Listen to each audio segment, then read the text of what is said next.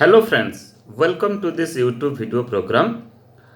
Friends, in our earlier program, we have discussed about the concept of interdisciplinary approach of pedagogy. We have also discussed about the concept of multidisciplinary approach of designing our curriculum, our teaching learning process, our pedagogy. And we have also discussed about the concept of transdisciplinary approach of designing curriculum and pedagogy. So friends, while we are discussing the inter, multi and transdisciplinary approach of pedagogy, we have also discussed with certain examples that how these three concepts are differentiated with each other, okay, and what concept we are presently practice in our teaching learning process in framing the curriculum, okay.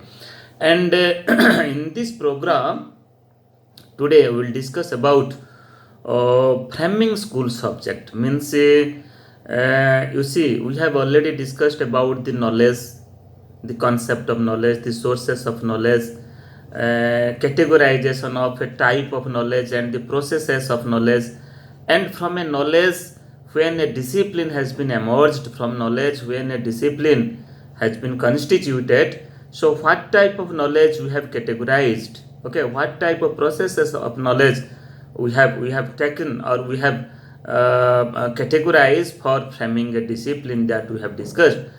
And further, from a particular discipline, how a school subject has been constituted, how a school subject has been framed.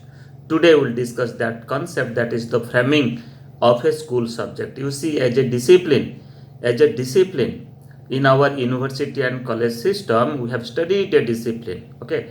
Some have studied the social science discipline, some have studied science discipline, some have studied humanities and language discipline, okay. And when we are talking about the school education, you see, here also in school education we have studied certain subjects.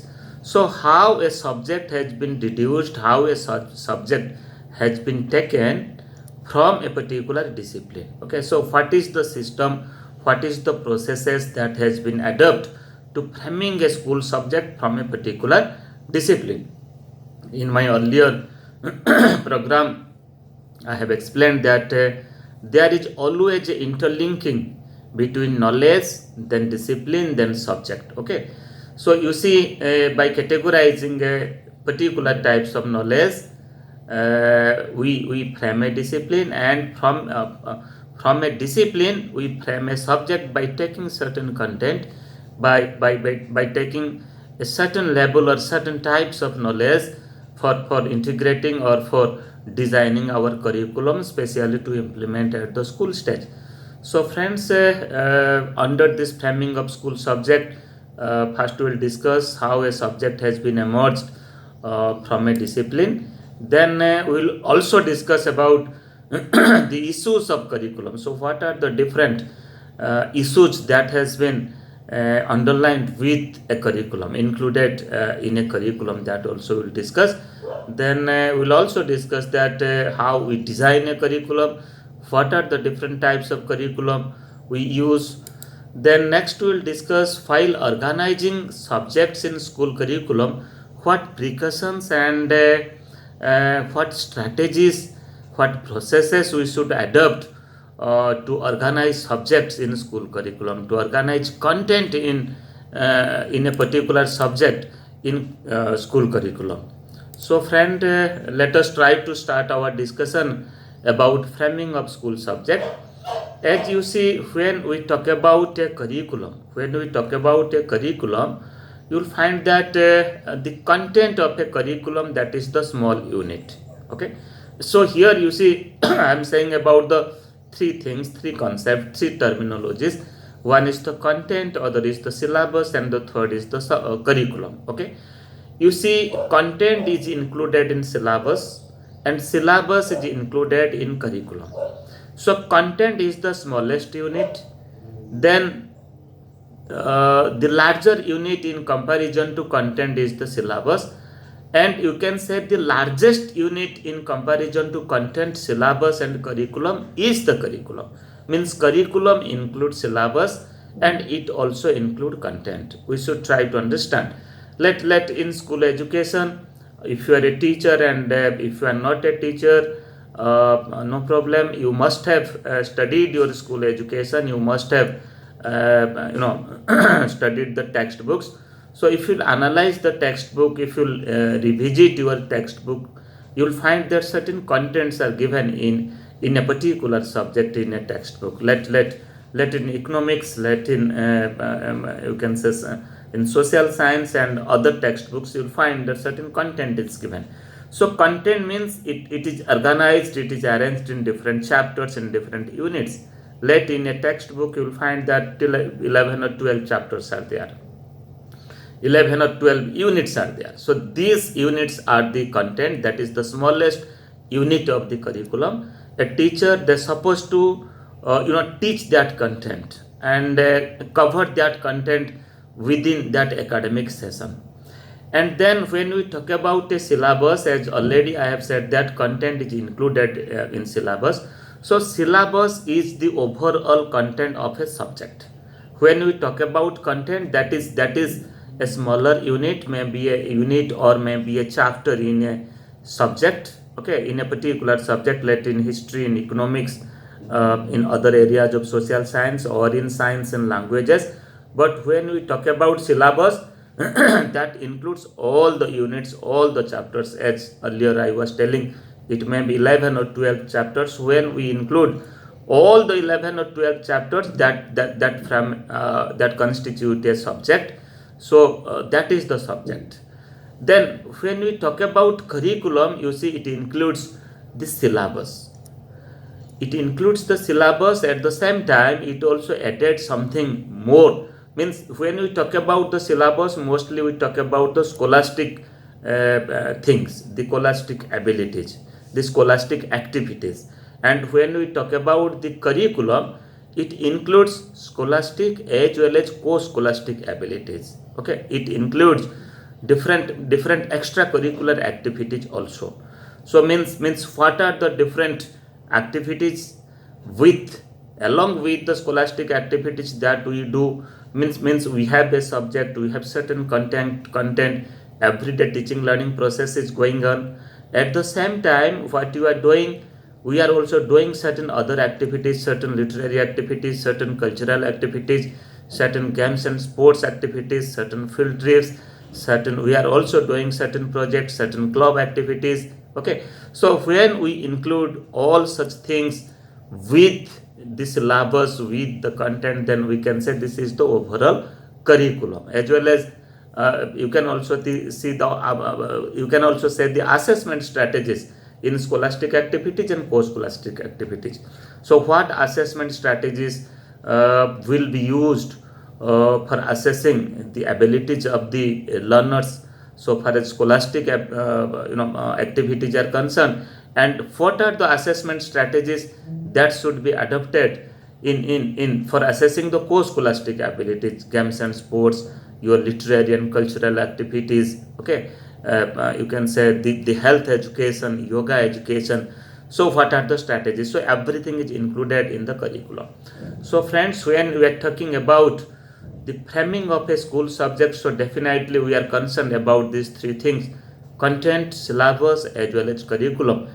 As a practitioner of education, as a student of education, as a teacher of education, as a researcher of education, you should understand it better that what is the content, what is the syllabus, and what is the curriculum. So curriculum is the overall annual plan, you can say. Means what are the different things will be taken in an academic year, you can say that is your curriculum. Okay, and when you concentrate yourself about a particular subject, the syllabus means what you have to complete within 1 year, so that is the example of a syllabus. And when you are talking about the particular content, the content points, the chapters and units, that is the example of content. So friends, you see, as I have already said that we have already discussed about the discipline, the framing of a discipline, the practice of a discipline, the characteristics and perspectives of a discipline. But you see, from a discipline, a subject has emerged. So what do? We select certain content from a discipline, and we integrated, we organized that content in a very systematic way, and we name that is the subject, and that subject is being practiced in our school system. Just like you remember, let you have studied in social science discipline, you have studied master of history, master of economics. In economics, what are the different topics, what are the different courses, what are the different themes and issues you have studied in your master level. But when you analyze the school content, means the textbooks that has been or the syllabus or the curriculum of economics that is included in the school curriculum, maybe in the 11th or 12th standard, maybe 9th and 10th standard. So you can better understand that five few topics have been taken from the discipline, five other topics are not taken from the discipline.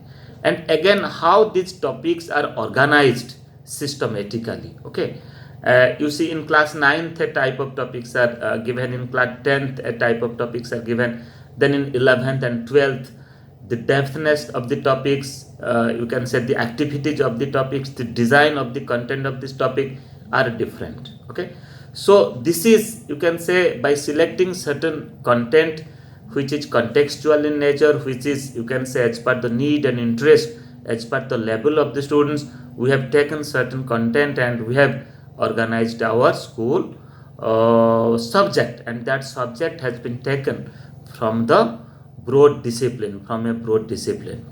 So friends, now let us try to understand different issues of curriculum. So you see, when we talk about curriculum, as already we have defined, curriculum includes both scholastic and co-scholastic activities, every types of activities, as well as the assessment practices also. You see, we talk about there are three types of curriculum, we can say: the integrated curriculum, and the uniform curriculum or the syllabus, then locally designed syllabus of the curriculum. So try to understand, when we talk about the integrated curriculum, you will find that we are talking about the multidisciplinary approach.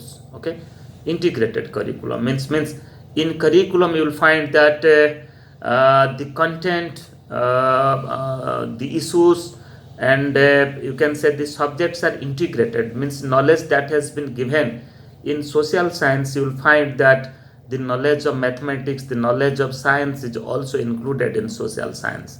This has been integrated with certain activities, with certain illustration, with certain examples. Okay, so you can better understand if you will do a type of content analysis of NCERT textbook. Okay, so in NCERT textbook, if you will analyze the textbook, you will find that certain illustrations, certain cases, certain examples have been given in box. If you will analyze the textbook, you will find that this has been given in the footnotes, this has been given in the right side margin, in the left side margin, that certain specific things are given, certain narrations are given, certain guidelines are also given to the teachers. Okay, so it means the curriculum has designed in a very integrated way, means the students, they will get the knowledge, they will develop a type of knowledge base, not only that subject, rather they can better interlink, they can better develop a type of correlation of that subject with other types of knowledge, with other body of knowledge. Okay,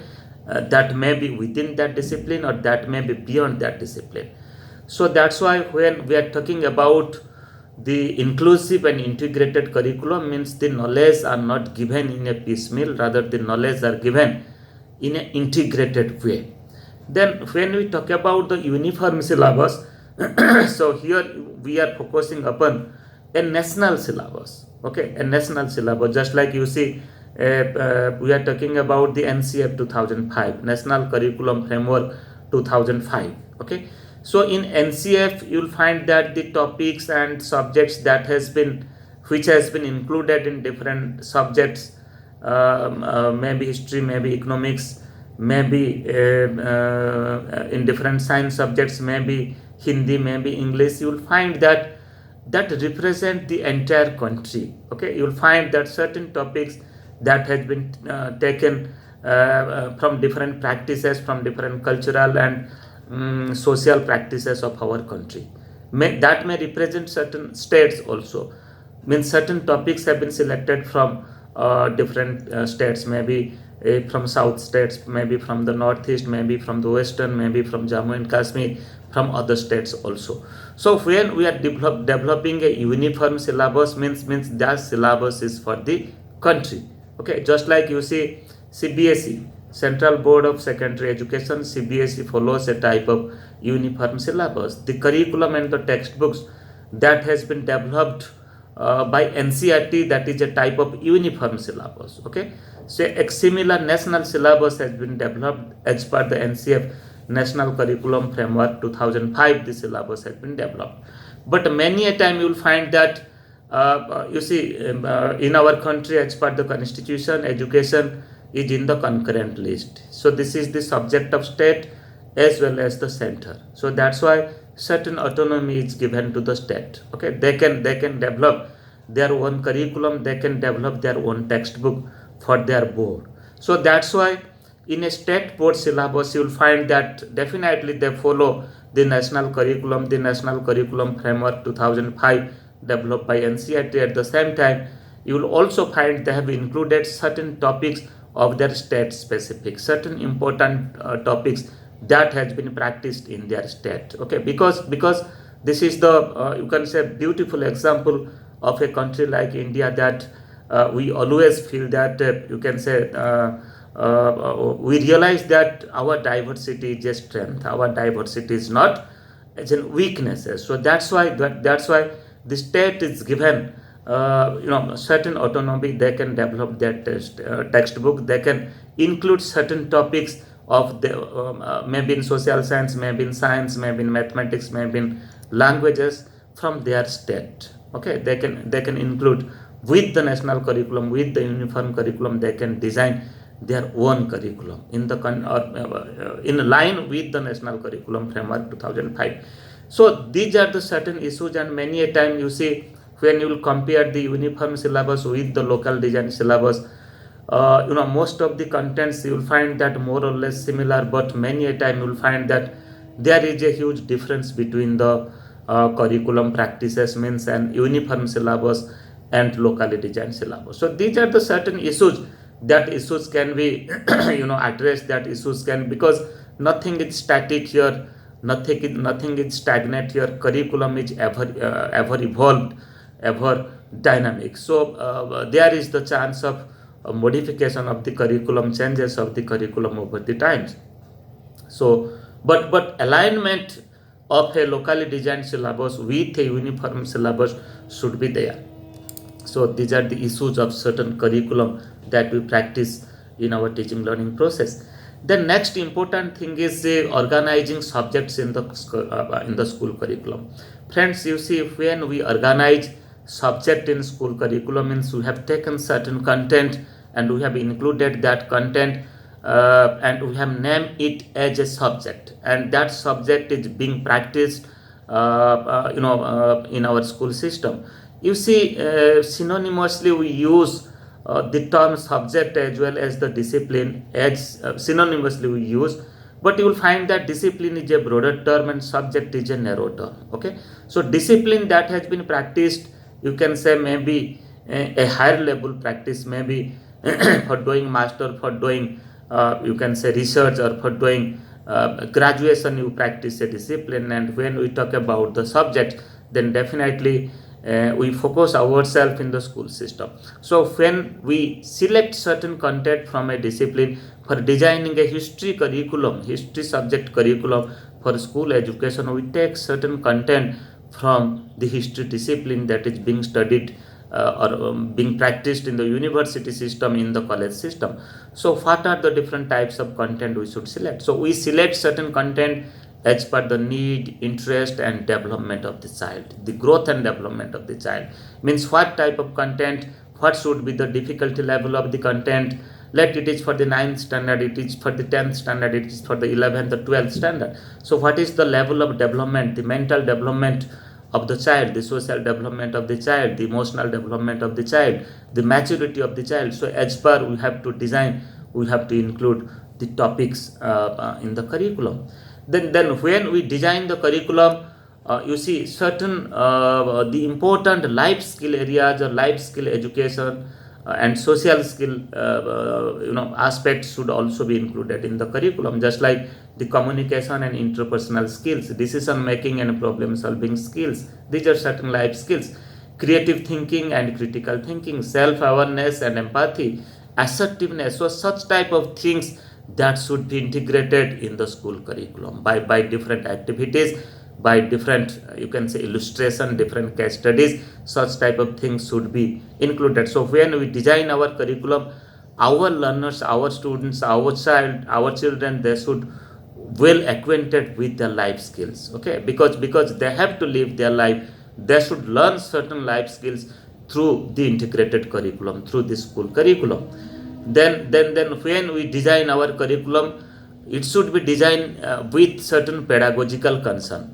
You see, we talk about the pedagogical concern means we talk about here the methods, the techniques, the strategies, okay, the activities, how to teach mathematics, how to teach science, how to teach social science, how to teach language, the methods that we follow for teaching language.